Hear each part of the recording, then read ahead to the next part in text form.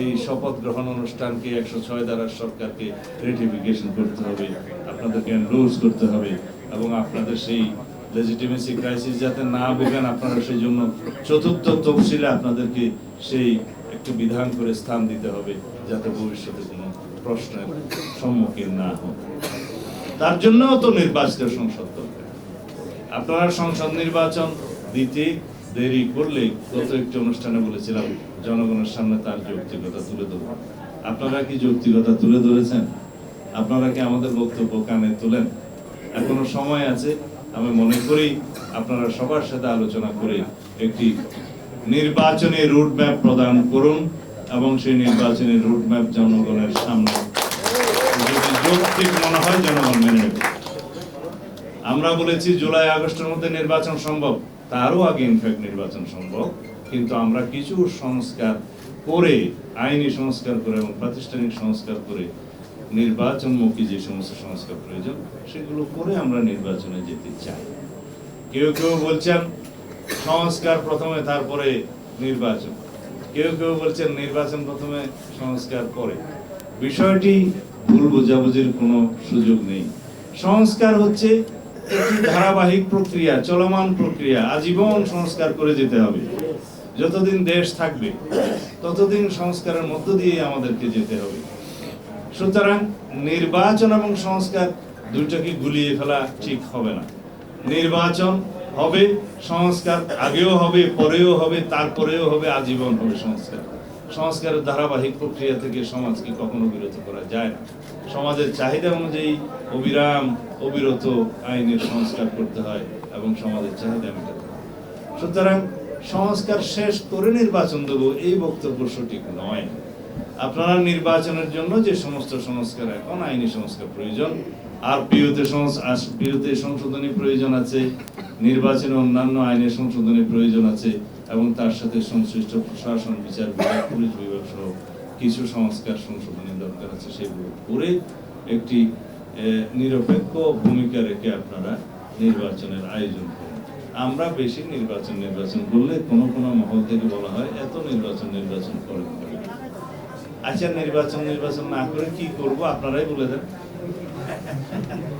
সেটা আর বল। যাই হোক, আমি আজকে আমার এই আলোচনা দীর্ঘায়িত করতে চাই না। সাংবাদিক বন্ধুগণের একটা দাবি এখানে আমি লিখে নিয়েছি, আপনারা আলাপ করেছেন যে বিগত ফেসিবাদের সময়ে আপনারা অনেকেই চাকরি হারিয়েছেন অন্যায়ভাবে।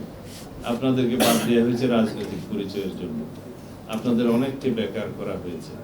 এই সমস্ত যারা চাকরি হারিয়েছেন, বৈষম্যের শিকার হয়েছেন, আপনারা নির্যাতনের শিকার হয়েছেন, বা কেউ চাকরি হারানো বা ছাড়াও জেল জুলুমেরও শিকার হয়েছেন, হ্যাঁ, পত্রিকা বন্ধ হয়েছে, এগুলোর সবকিছুরই সুষ্ঠু সুরাহা করা হবে এবং যারা চাকরিচ্যুত হয়েছেন সেই সংবাদপত্রের মিডিয়া হাউসকে অনুরোধ করব যারা অবৈধভাবে অন্যায়ভাবে চাকরিচ্যুত হয়েছে তাদেরকে পুনর্বহাল করা হবে। আপনারা মিডিয়ার কথা বলছেন, আমার বড় ভাই ফজলু ভাই মিডিয়ার স্বাধীনতার কথা বলেছেন। মিডিয়ার স্বাধীনতা যে দেশে নিশ্চিত থাকে, এবং আমরা এটা ইংরেজিতেই বলতে শুনি আর কি, freedom of press ensures the democracy. এটা পশ্চিমা দুনিয়ায় গণতন্ত্র সে সমস্ত দেশে অধিক শক্তিশালী যেখানে মিডিয়া বেশি শক্তিশালী এবং ফ্রি। আমাদের দেশে গণতান্ত্রিক প্রতিষ্ঠানগুলোকে শক্তিশালী করার জন্য, গণতন্ত্রকে শক্তিশালী ভিত্তির উপরে দাঁড় করানোর জন্য মিডিয়ার স্বাধীনতা অবশ্যই নিশ্চিত করা হবে। এখন যেভাবে আমরা আজকে কথা বলছি খোলা মনে, সেটা হয়তো এখন আমাদের মনে হচ্ছে যথেষ্ট স্বাধীনতা, কিন্তু মিডিয়া কমিশনের মধ্য দিয়ে আরও অনেক সুপারিশ আসবে মিডিয়াকে কিভাবে স্বাধীন করা যায় এবং শক্তিশালী গণমাধ্যম কিভাবে আমাদের দেশে প্রতিষ্ঠিত হতে পারে সেটা ব্যবস্থা গ্রহণ করা হবে সংস্কার কমিশনের রিপোর্টের মধ্য দিয়ে। আমাদের 31 দফার একটি দফাও আছে যে আমরা গণমাধ্যম সংশ্লিষ্ট সংস্কার কমিশন গঠন করে তাদের পরামর্শ অনুযায়ী একটি স্বাধীন গণমাধ্যম প্রতিষ্ঠা করার ব্যবস্থা করব। যারা প্রিন্ট এবং ইলেকট্রনিক মিডিয়ার প্রিন্ট এবং ইলেকট্রনিক মিডিয়ার মালিকরা যারা এতদিন অন্যভাবে স্বাধীন ছিলেন, মানে সরকারের পক্ষে স্বাধীন ছিলেন, তাদেরকে অনুরোধ করব, সাংবাদিক বন্ধুদেরকে অনুরোধ করব, আপনারা বিবেকের কাছে দায়বদ্ধ থাকুন, মালিকের কাছে আর দায়বদ্ধ থাকবেন না। সমাজের কাছে দায়বদ্ধ থাকুন, সমাজের দায়বদ্ধতা আপনারা কাটান, তাহলে আপনাদের সামাজিক যে দায়িত্ব সেই দায়িত্ব পালন করা হবে। আর এখন অন্যায়ভাবে চাকরিচ্যুতি ঘটানোর যদি কোনো বিষয় আমাদের নজরে আসে, আমরা অবশ্যই তার বিরুদ্ধে সোচ্চার হব। আমার ভাই বলছে জাতীয় ঐক্য এবং বর্তমান বাস্তবতা সম্পর্কে যেন দু চার কথা বলি। এই কথাই তো প্রতিনিয়ত বিভিন্ন অনুষ্ঠানে এবং বিভিন্ন বিষয়ে সাক্ষাৎকার দেওয়ার সময় এই কথাই আমি প্রতিনিয়ত তুলে ধরি, যে আমাদের এই জাতির এগিয়ে যাওয়ার প্রাণ শক্তি হচ্ছে ফ্যাসিবাদ বিরোধী জাতীয় ঐক্য। এই জাতীয় ঐক্যকে কোনোভাবেই বিনষ্ট করা যাবে না।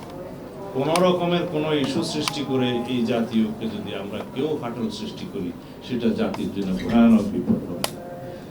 ফ্যাসিবাদের উত্থান যাতে কোনোদিন আর না হয়, সেজন্য ফ্যাসিবাদ বিরোধী গড়ে ওঠা এই জাতীয় ঐক্যকে আমরা রাজনৈতিক সংস্কৃতি হিসেবে চর্চা করতেই থাকতে হবে। রাজনৈতিক সংস্কৃতির আমাদের এই জাতীয় ঐক্যের চর্চাকে আমরা সব সময় যাতে বজায় রাখতে পারি বা ভালো রাখতে পারি, সেই রকম রাজনৈতিক আচার আচরণ আমাদের করতে হবে। আমরা যেন রাজনৈতিক দলের বিভিন্ন নেতৃবৃন্দের প্রতি আহ্বান জানাই, গুরুত্বপূর্ণ পদে থেকে, দায়িত্ব থেকে জাতির কাছে যখন আপনারা যে কোনো রকমের বক্তব্য তুলে ধরবেন, প্রথমেই আপনাদেরকে খেয়াল রাখতে হবে যাতে ফ্যাসিবাদ বিরোধী এই জাতীয় ঐক্য কোনোভাবেই নষ্ট না হয়, বিনষ্ট না হয়। আমাদের ছাত্র বন্ধুরা বৈষম্য বিরোধী ছাত্র আন্দোলন এবং জাতীয় নাগরিক কমিটির উদ্যোগে একটি জুলাই ঘোষণাপত্র প্রণয়নের উদ্যোগ নেওয়া হয়েছিল। আমরা সেটাকে মোটামুটি ধরে নিয়েছিলাম যে সবাইকে নিয়েই আমরা একটি জায়গায় আসতে পারবো এই ঘোষণাপত্রের, এবং আমাদের দীর্ঘ আন্দোলন সংগ্রামের সমস্ত ইতিহাসকে, সমস্ত দলকে আমরা এখানে অন্তর্ভুক্ত করতে পারবো। সবার ধারণা এখানে আমরা নিয়ে সেটা প্রণয়ন করতে পারবো।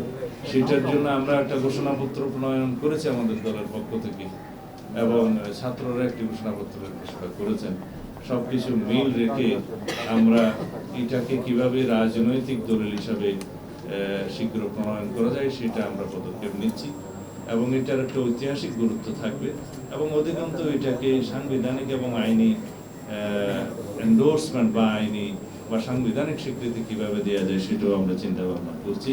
সুতরাং এই বিষয়ে তাড়াহুড়ো না করার জন্য আমরা সবাইকে অনুরোধ করব, সংশ্লিষ্ট সকলকে, যেহেতু আমাদের সাথে অনেক গণতান্ত্রিক সংগ্রামের সঙ্গী আছে, আমাদের সাথে যুগপৎ আন্দোলনের সঙ্গী আছে, এবং আমাদের সমমনা অনেক রাজনৈতিক দল আছে, সবার সাথে আমরা এটা মত বিনিময় করছি।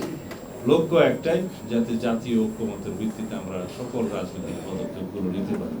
সুতরাং আজকে আমি এর বেশি কিছু না বলে সবার প্রতি আহ্বান জানাবো, আমাদের যেন এই জাতীয় ঐক্য এবং বর্তমানে মানুষের চাহিদা, বাস্তবতা সবকিছু যেন আকাঙ্ক্ষাকে মিল রেখে যেন আমরা করতে পারি, এবং এই বাংলাদেশের নতুন বাংলাদেশের 5ই আগস্টের স্বাধীন বাংলাদেশের সবচাইতে বেশি জন আকাঙ্ক্ষা হচ্ছে ফ্যাসিবাদ বিরোধী জাতীয় ঐক্যের ভিত্তিতে যেন আমরা এই জাতিকে এগিয়ে নিয়ে যাই। আপনাদের সকলকে ধন্যবাদ আমার বক্তব্য শোনার জন্য। আসসালামু আলাইকুম।